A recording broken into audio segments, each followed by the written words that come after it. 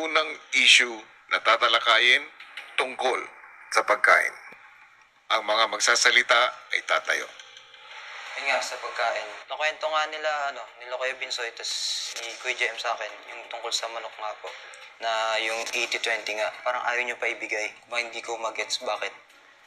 Ang laki na nga nung sa inyo, 20% na lang sa amin, ayaw nyo pa ibigay sa amin yung manok. Alam nyo naman na pinaghirapan namin yun last week.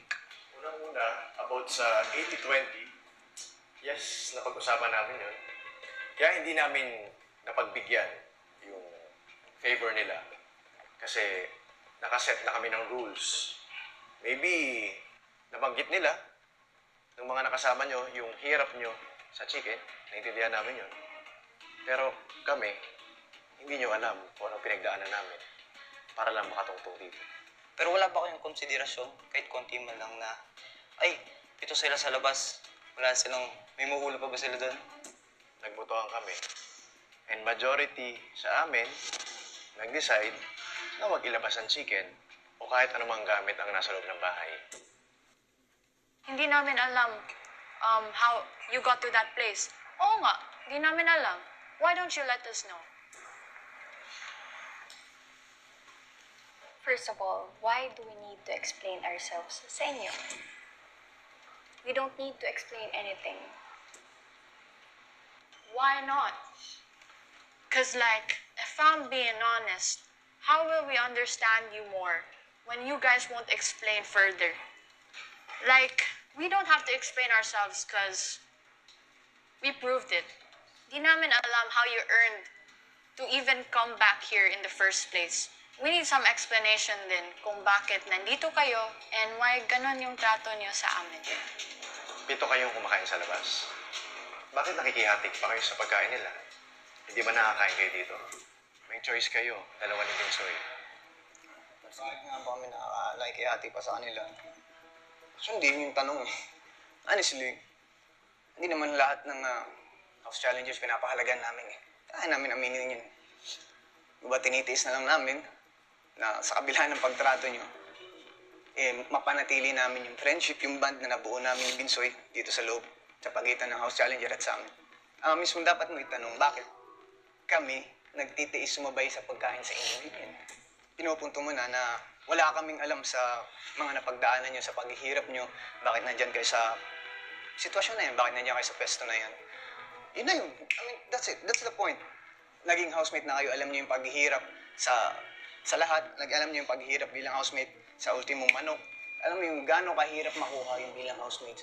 First of all, hindi yun about sa naging attitude namin. E di sana mas pinaglaban mo. E di sana gumawa ka ng paraan, nakipag-negotiate ka sa amin. Di ba negotiate yung ginawa na 80-20? 80-20 na nga yung binabasihan eh. Sa totoo, nung time na yon, as in walang-wala na talaga kami. Kaya umabot kami sa point na kailangan na namin ng chicken. Yun lang ba? Sorry. What do you mean, yun lang? Come on, bro. You're inside the house. You have most of the things. You have only shower call. Yun lang, 80%.